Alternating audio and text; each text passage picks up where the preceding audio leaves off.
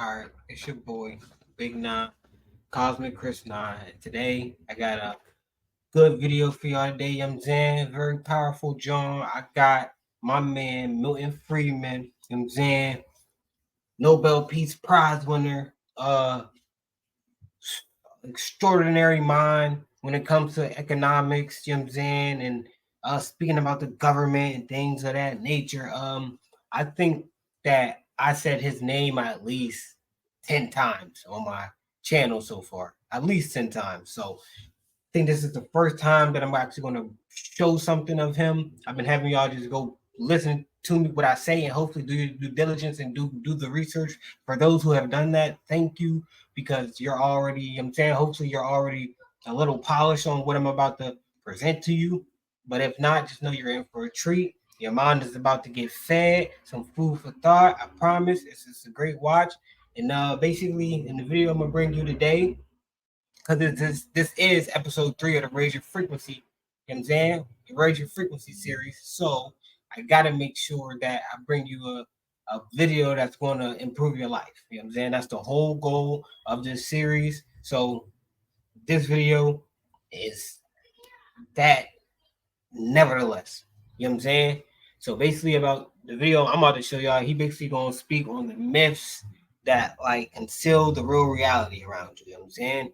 And he's gonna touch on mainly a lot of economical shit, but it's not just economics. You know what I'm saying? You gotta really listen, use discernment, and be able to cross-reference what he said with other people and apply this shit to your life on a day-to-day basis, not just when it comes to economics and not just when it comes to government things. You know what I'm saying? So without further ado, I'm definitely going to show you a definition real quick because this man uses the word robber baron so much. And for those who don't know what a robber baron is, it's basically like the niggas that's in Silicon Valley right now. You know what I'm saying? It's like basically the people that's buying politicians to pass laws so that they can do their dirty work. You know what I'm saying? That's all it really is. It's people that's just it's people that's just terrorizing the system and turning their shit into a monopoly and making sure that the rich get richer and the poor stay the same. You know what I'm saying? So I'm gonna go ahead and flash this definition for you. You know what I'm saying? So when you hear our good brother Milton Friedman, you know what I'm saying, bring it up, you won't be lost or like what is that? You know what I'm saying? So you can see that. I made it a little bigger for the film. You can see that. It says robber baron, a person who has become rich through ruthless and unscrupulous business practices. So I think it fucking speaks for his motherfucking self. You can see them images over here. Just look like some shit we didn't see in school growing up. But for those who just might have heard that word and get stumped on it, you know what I'm saying? I had to flash that for you. So if you need to pause the video, come back to this. You know what I'm saying? Because he mentions it a lot in the video I'm about to play. You know what I'm saying? So sit back, relax, get some popcorn. You know what I'm saying? Open your mind. And me personally, I'm going to tell you stop voting Democrat. I'm going to tell you to stop putting your faith in the big government. The government should work for you. You don't work for them. Taxes, this and that. I can get into it, but I rather, you know what I'm saying? Like, let the GOAT do his business. So without further ado, we're gonna get right into the video. It's your boy, Big Nine. Make sure you like, subscribe, drop a comment, and make sure you share to anybody that you be having these conversations with, especially your little Democrat, your little liberal buddies, you know what I'm saying? Should send it to the conservative friends that you be debating out, working all that. Come on, let's just, you know what I'm saying, open your mind. It's a little food for thought. Let's get it.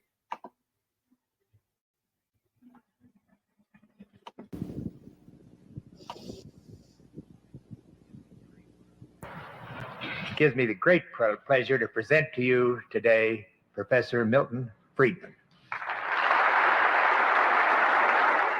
Thank you very much.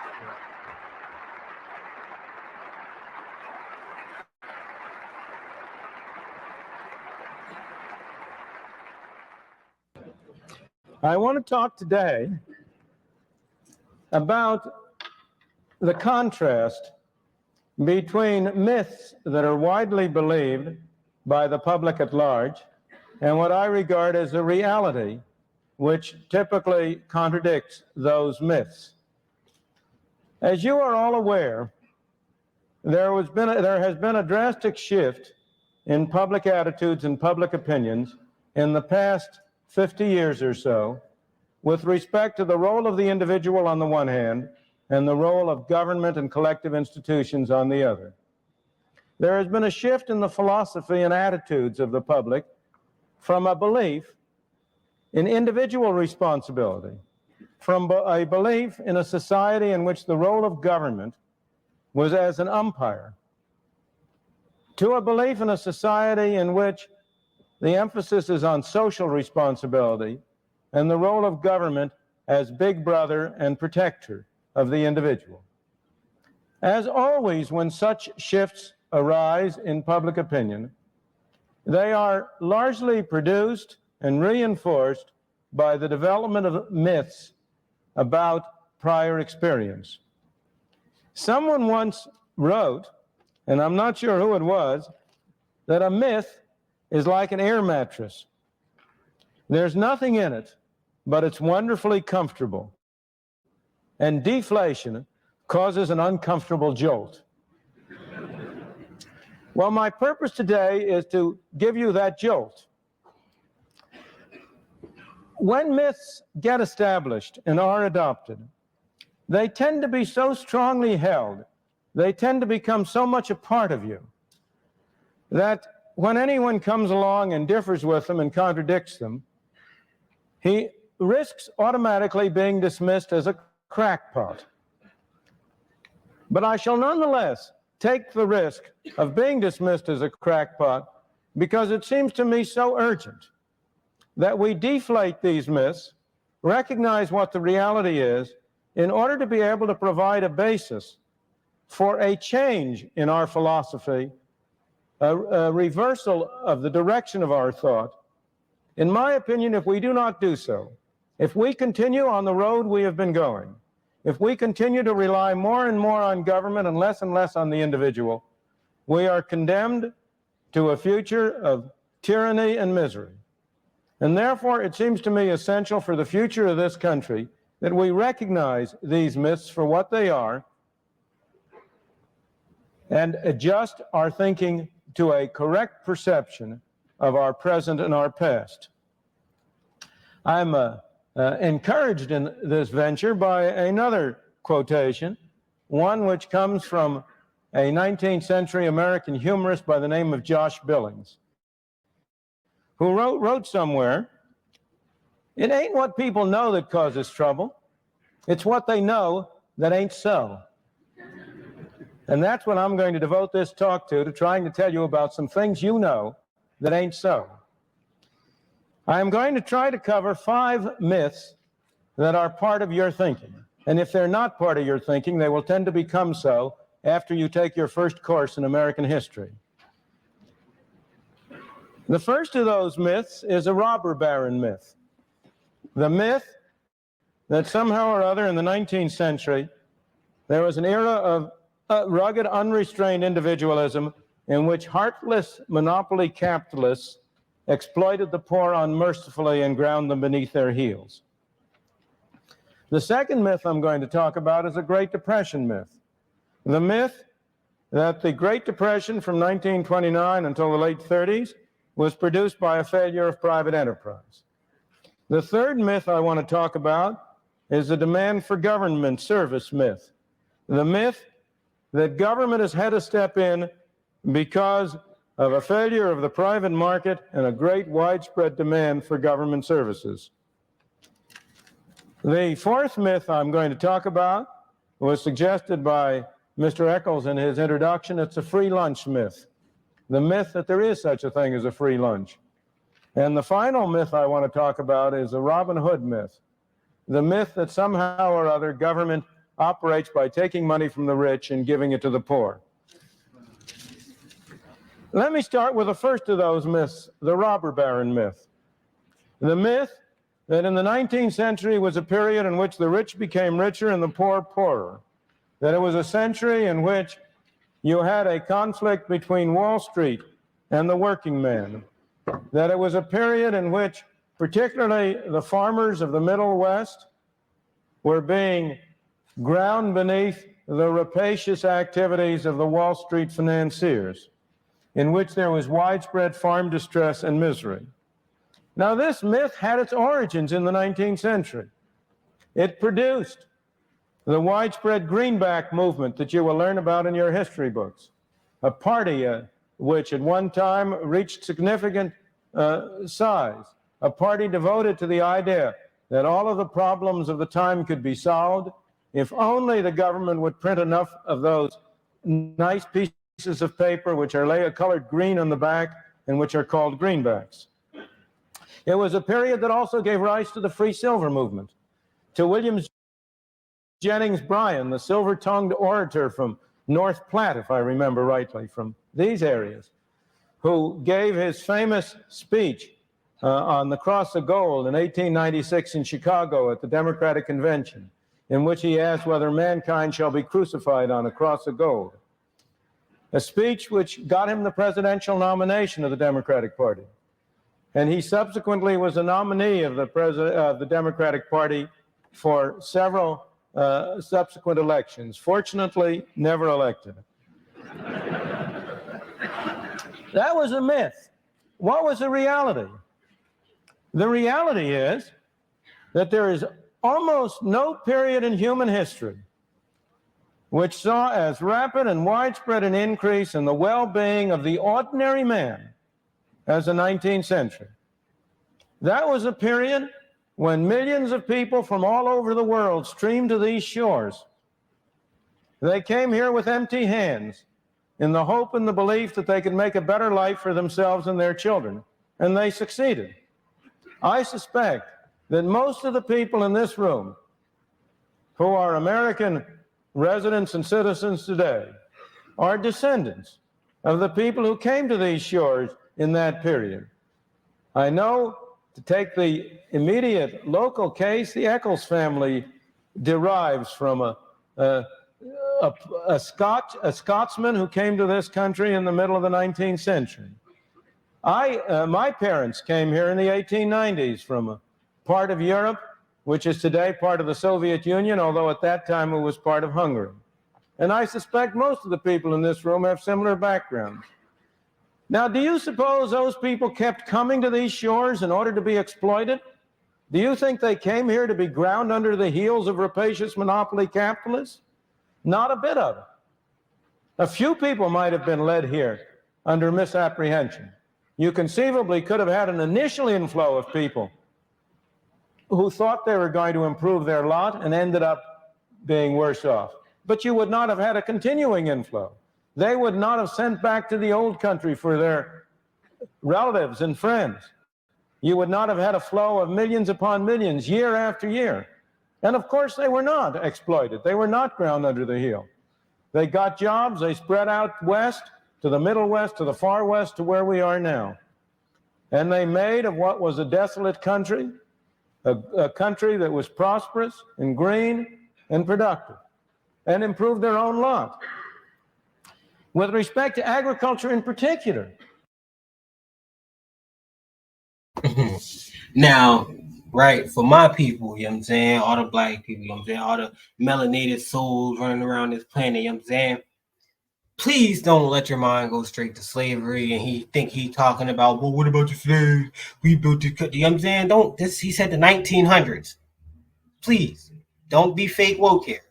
You're going to let some shit go over your head if you start thinking about race, some race-based bullshit that he's telling you now that's myths, you know what I'm saying? Myths that conceal reality. That's one of them.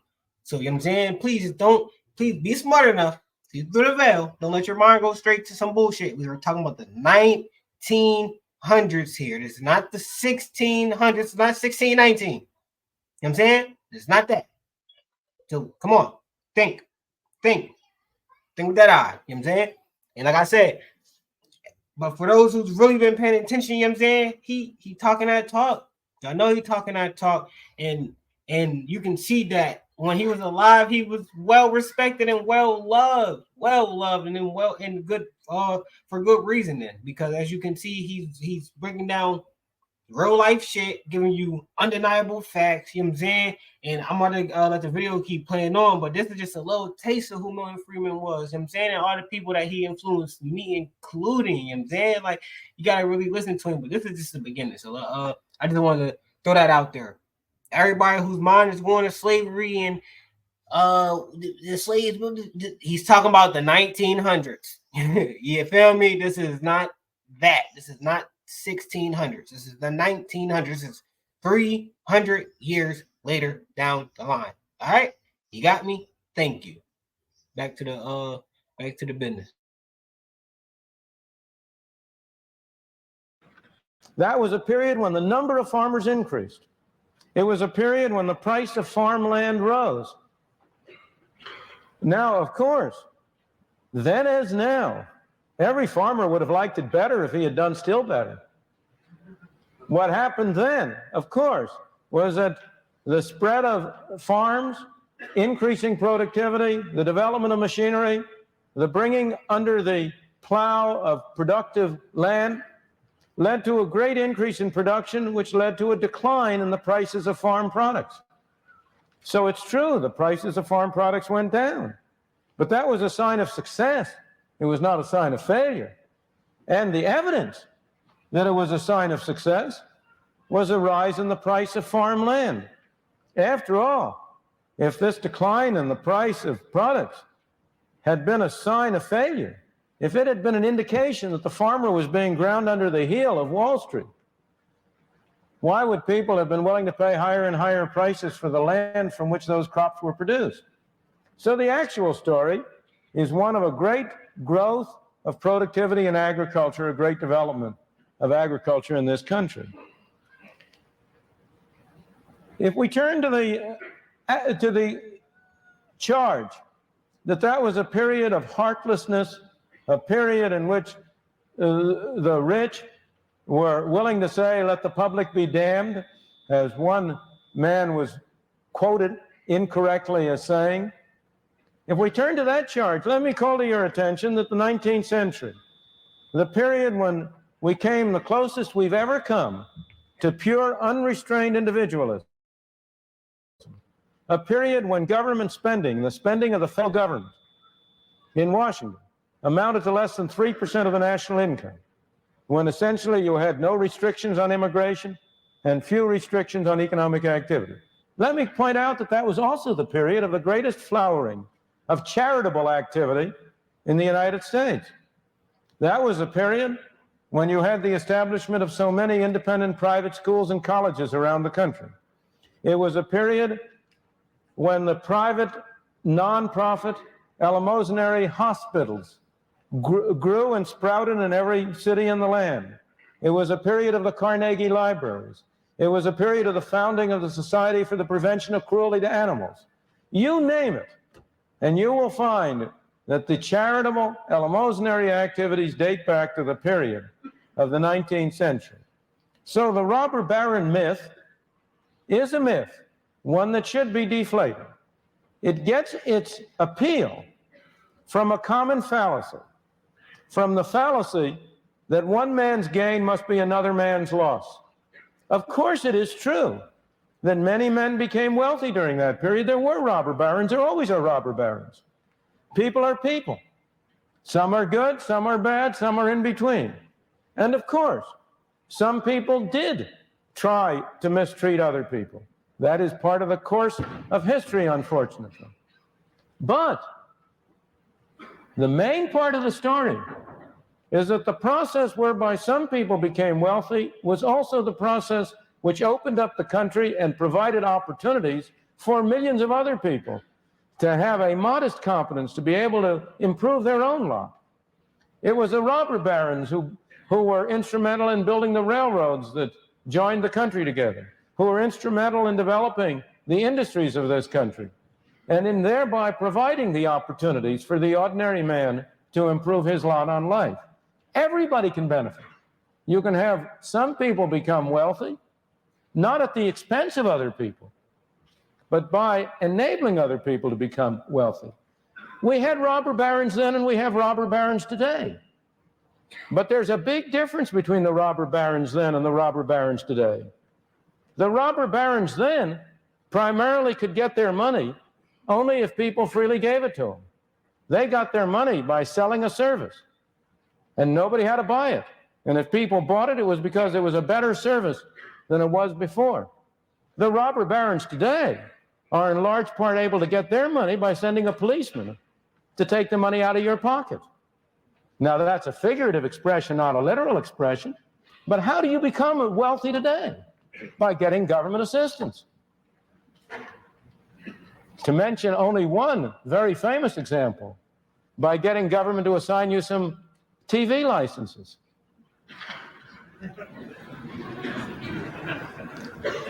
Or by getting any one of a large variety of other sources of government support. If you look at where modern wealth comes from, it almost always comes from political influence, which enables you to get benefits at the expense of the public at large. Now, that is a zero-sum game. When the money is transferred from some to others through force and coercion and the taxpayer, then it need not be that the one man's benefit is also the other man's benefit. Then it can and often is that both parties, that the party who gains at the expense of the party who pays. So robber barons will always be with us. The crucial question is whether we have a form of economic organization in which one robber baron keeps the other robber baron in check, or whether we have a form of economic and political organization in which one robber baron can help the other robber baron at the expense of the public. I want to turn to the second of these myths, the Great Depression myth. There is hardly any view that is more widespread than the view that somehow or other the Great Depression was produced by a failure of private business. That view is held. All right, now, real quick, before we go ahead and say what he got to say, all I want to say is, like I said, this is old. You know what I'm saying? This video is old. You know what I'm saying? He's no longer on this planet. He been did this lecture. He's talking about the Great Depression right now. Now, we're not in a Great Depression, you know what I'm saying? We're not in a depression right now, but we are getting close to it. And you can't tell me that what he's talking about just ain't, it don't give you no little, you know what I'm saying? You don't send a little chill down your spine or whatever. Because, like, it's still relevant. It's unbelievable. Over 20, 30 years, still relevant. And we still in the same situation. Now, remember, a lot of people about to start arguing and doing some debates about why we here. Is it Trump fault? Is it Biden's fault? Is it Obama's fault? You know what I'm saying? Whose fault is it? This and that. So, like, I'm going to let him tell it. Because remember, this shit is old, but it still has a value, meaning to it till this day. It still fits to everyone's criteria. So here, I'm gonna let him talk. Just pay close. Pay real close attention. Held not only by those who are in favor of greater role of government, it is held by almost everybody. I venture to suggest that if you go to any bankers, the people who are here today at this banking conference, and if you talk to them, I venture to say 9 out of 10 of them, if they hadn't heard what I'm going to say, that 9 out of 10 of them would say, well, of course, the Great Depression was a failure of private business. It was due to an overextension, over-speculation in the 1920s, or it was due to an excessive concentration of wealth in the hands of the wealthy at the expense of the poor in the 1920s, or it was due to speculative investment abroad, or whatnot. But it was a failure of private business, and government had to step in order to rescue private business from its own failure. Nothing could be farther from the truth. The Great Depression was produced, in my opinion, and I may say this is not a random opinion. I will be glad to refer you to a several hundred-page book in which it is documented. I won't tell you who the author is. Mr. Eccles did that. It was produced, the Great Depression was produced by a failure of government, by a failure of monetary policy. It was produced by a failure of the Federal Reserve System to act in accordance with the intentions of those who established it. It was produced by a failure of the Federal Reserve System, despite the presence of knowledge on the part of many of the people in the system about the right course of action. It's interesting to speculate for a moment about why this myth is so widespread. The answer is really very simple in this case. Private enterprise has no press agents. The free market has no press agents. The government has a great many press agents. The Federal Reserve has a great many press agents. And the Federal Reserve, of course, would never admit, never proclaim that it produced the Great Depression. On the contrary. And again, I don't mean to be criticizing individuals. We're talking about the way institutions operate. You and I are the same as all the rest of us. We're all the same. The hardest thing in the world is for anybody to admit that he made a mistake. If any one of us makes a mistake, we can always find somebody else to blame. And if you read, as I have for my sins had to read, the annual reports of the Federal Reserve System over a 50-year period, there's only one element of humor that lightens that task, and that is the cyclical fluctuation in the powers of the Federal Reserve. In a good year, when things are good, when the economy is booming, you will read that the Federal Reserve, by its wise policy, by its efficacious management of money, has produced this fine situation. However, let things get bad, and all of a sudden the tone of the annual report is different. Then you discover that despite the best efforts of the Federal Reserve, outside forces combine to produce difficulties. Even at the depth of the Depression in 1933, when, in the spring of that year, the Federal Reserve System, which had been established in order to prevent banking panics and keep banks from closing, when the Federal Reserve System itself closed its doors, and you had a banking holiday for 7 days, and when, over the previous 3 years, a third of the banks of this country closed their doors and went broke because, in my opinion, of the poor policy followed by the Federal Reserve System. Even in 1933, if you read the annual report, you will discover how much worse things would have been if the Federal Reserve hadn't behaved so well. Now, as I say, I don't blame the members of the Federal Reserve for that. Any one of us would do the same thing. We have to find somebody to blame. But as an objective scholar, I can tell you what the facts are. The facts were that from 1929 to 1933, the total quantity of money in the United States, the amount of currency, the amount of bank deposits, what Mr. Eccles referred to as M2, that total amount of money declined by 1/3. The total number of banks went down by 1/3. And why did the quantity of money decline? It declined because the Federal Reserve System failed to prevent the decline. The Federal Reserve System could have prevented the decline at all times. There never was a moment during that period when the Federal Reserve did not have the power to prevent the decline in the quantity of money. If it had prevented the decline in the quantity of money, you might still have had a recession, but it would have been a garden variety recession. It would have been over in the middle of 1930 or early in 31 at the latest. It would. Once again, if you don't catch it, it's gonna go right over your head. He like I said, this shit old. He talking about the Great Depression, banks closing, you know what I'm saying, our GPA dropping, you know what I'm saying, everything just going down. But y'all gotta peep this. Like I said, the shit still fit. Then like I have everybody's attention span be just falling off, you know what I'm saying, worry about the wrong shit. Then we just have a major bank close last year. Wasn't it Silicon Valley Bank? Didn't I do a video already telling y'all about Silicon Valley? All over Instagram, talking about how Silicon Valley is now one of the most evil people in the world, you know what I'm saying? Ran out of some of the most evil people in the world, you know what I'm saying? Alongside of Bill Gates and all that. So y'all, if y'all don't really pay attention to what these people be saying, it's gonna go right over your head. So I had to throw my little 2 cents in there, but I'm gonna go ahead and let y'all get back to the video. Not have been the major catastrophe, not only for this country, but throughout the rest of the world. Moreover, this is not only hindsight.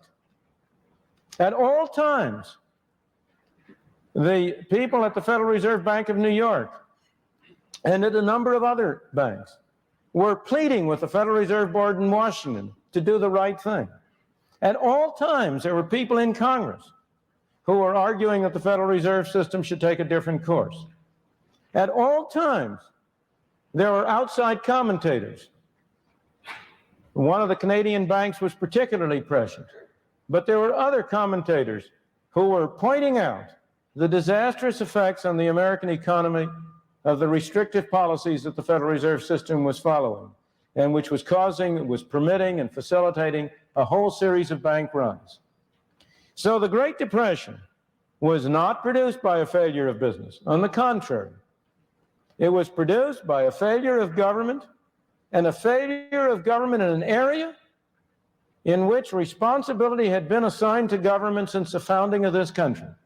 The Constitution of the United States. It gives Congress the power to coin money and set the value thereof. And it was in the management of this fundamental function of government that government failed and produced the Great Depression. We have learned from that failure. The Federal Reserve will not fail in the same way again. This time it will fail in a different way. This time it has been failing, not by producing a Great Depression, but by producing an inflation. Because just as you will hear the story that it was business that was responsible for the Depression, so you will today hear the story that it is labor and management that are responsible for inflation. It is the same kind of a myth. Inflation is made in one place and one place only, Washington, D.C. And in Washington, D.C., the chief source, immediate source of inflation is a Greek temple on Constitution Avenue, which houses the Federal Reserve Board. An accomplice, and a major accomplice, of course, sits in the halls of Congress in Washington. They are a major accomplice because you tell them to be. The American people have been telling Congress for many years, spend more money on us, please. But they've been telling us, don't raise our taxes. Congress has... Come on. Come on. Talk to me. Talk to me. Drop a comment. Y'all see what this man is talking about. He holding everybody accountable. He naming out names. He held you accountable. Same thing that I'm always fucking do. It's you who asking the government for the money. It's you who want the government to pay for your abortion. It's you who want the government to give you food stamps. It's you who want the government to give you health care. It's you who want the government to be a police call away if you get into a car crash. It's you. It's you. It's you. And then it was you to the point where you let them get so much power that now we answer to them instead of them answering to us. You know what I'm saying? Now having a driver's license is a privilege. You know what I'm saying? Now so all of a sudden it's a privilege because they said so, instead of us telling them that what nigga, that's our right. We have the right. That's our you know what I'm saying? Who this shit's crazy. So don't let that go over y'all heads too. Y'all need to change the way y'all think. I need to stop accepting all of this shit, all of this free shit from the government, because like he said, the government doesn't have money. The government uses taxpayer money. Who's the taxpayers? All the y'all niggas who has a job, who goes in a store and buy things every day. It's you. It's you. The same person who asking them for more money.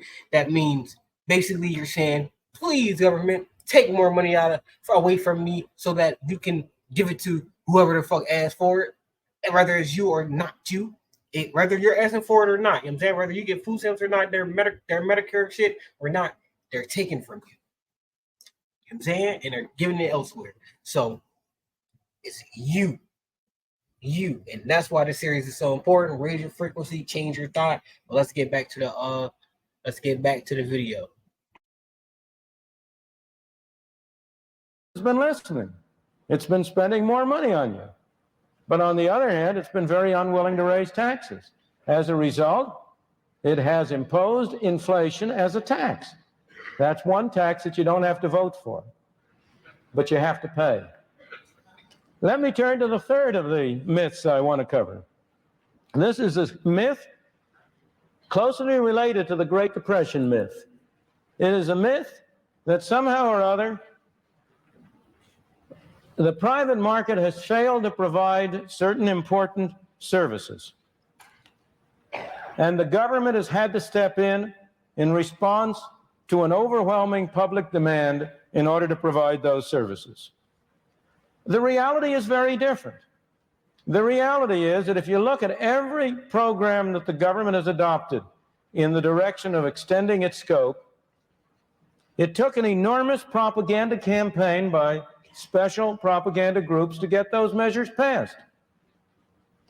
There was no underlying public demand for those measures.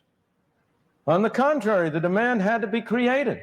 It had to be developed. It had to be produced. And it was created, it was developed, it was produced by people who sincerely, I'm not questioning their sincerity, who sincerely wanted to see an expansion in the scope of government. Let me take some of the most prominent examples.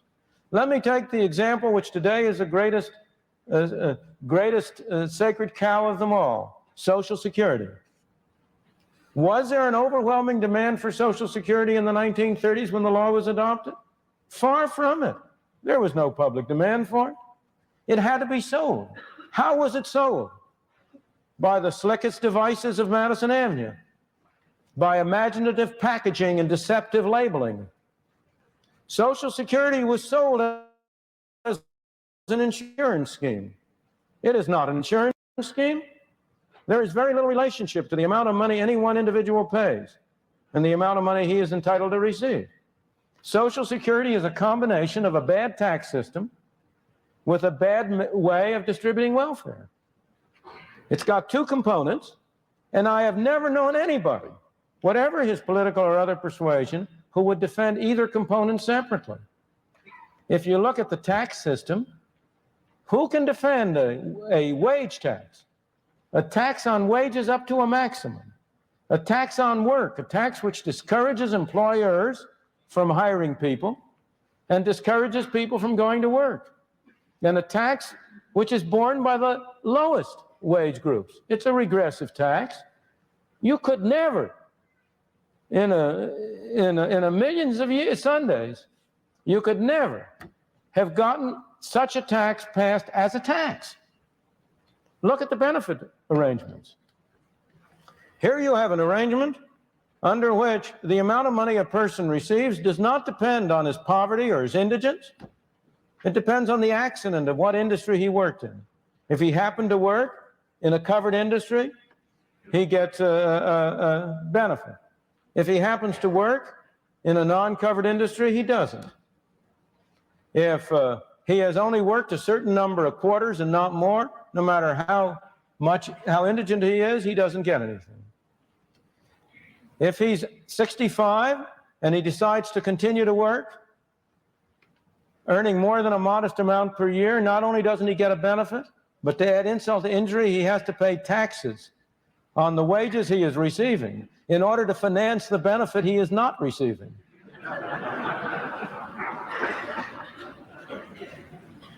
If a man who is 65 years old has $1 million in income from property, he is entitled and doesn't work, he gets his full Social Security benefit, tax-free.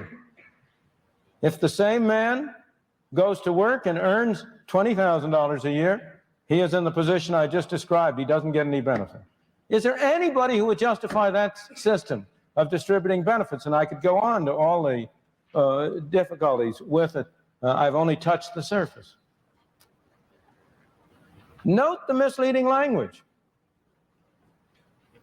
The Social Security system consistently refers to the taxes you pay as a contribution. Now tell me, do you regard taxes as contributions?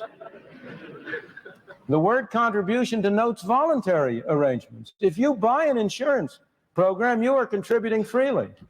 If you contribute to the United Way freely, you're contributing freely. But if you pay taxes on your wages as a condition of being employed, That's a tax. It's not a contribution. Again, it always refers to the payments people get as benefits. They are not benefits, they're subsidies. What you have is a system of subsidizing people on the one hand and of taxing it. What about the claim that it's insurance, that there's a relationship between the two? Well, there is a minor relationship. It is true that on the whole, those people who pay more will receive more, other things the same. But every student of the subject has pointed out that the relationship is very small, that most payments are independent of most receipts. Moreover, what you really have is not a system under which people are providing for their own security, as the Social Security system will say it, as they describe it. In their pamphlets, they describe it as a way in which 90% of American workers are providing for their own future. That's nonsense. What people today are doing is paying taxes today to pay the subsidies to the people who are receiving benefits today. What you have is a system of taxing the young at any point in time to subsidize the old. Now, there may be nothing wrong with that. For the moment, I'm not discussing that issue. I'm discussing whether Social Security was a response to a broad-scale public demand or whether it had to be sold to the people by the worst devices of Madison Avenue. And the answer is it clearly was the latter. What you have is a system under which people today are being taxed to pay benefits today to the people who are receiving them. So far, those people who have been receiving payments have received much more than the actuarial value of what they paid. That's because you've had a growing working force, you've had higher wages being paid, wage rates have gone up the wage tax has gone up very sharply. But the number of recipients is growing relative to the number of people paying. And that's why Social Security is currently in so much financial trouble. That's why the so-called reserve, which is not a reserve at all, the so-called reserve has been getting smaller and smaller. And that's why you have all the agitation for Congress to do something to make Social Security again financially responsible. Again, for the moment, I'm not discussing whether Social Security or the separate parts are good or bad, but only whether it can be regarded as a program adopted in response to a great public demand. Let me take another more recent movement. Consider the imposition on you and me and on our automobiles of all sorts of safety equipment, so-called safety equipment. Nothing to prevent us individually from buying it, but now we are required to buy it by government. Why? Was there a great public demand? Not at all. There was a man named Ralph Nader.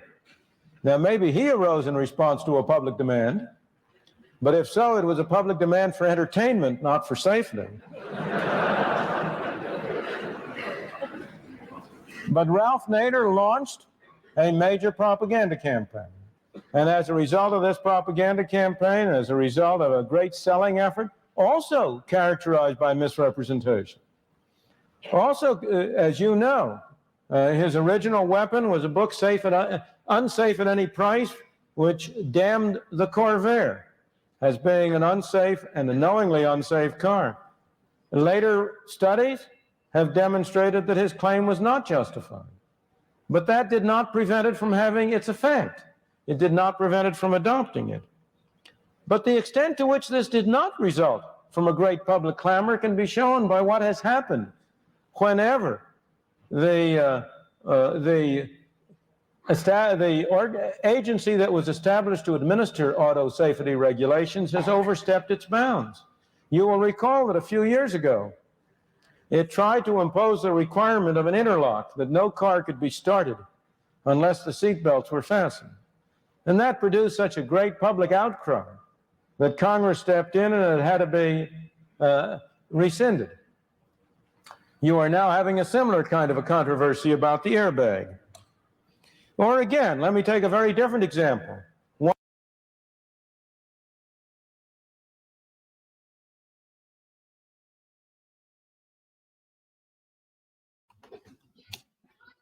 Yeah, like, I'm gonna leave it right there. I want to go watch that John, go finish that John later. You know what I'm saying? Go check that John out on YouTube.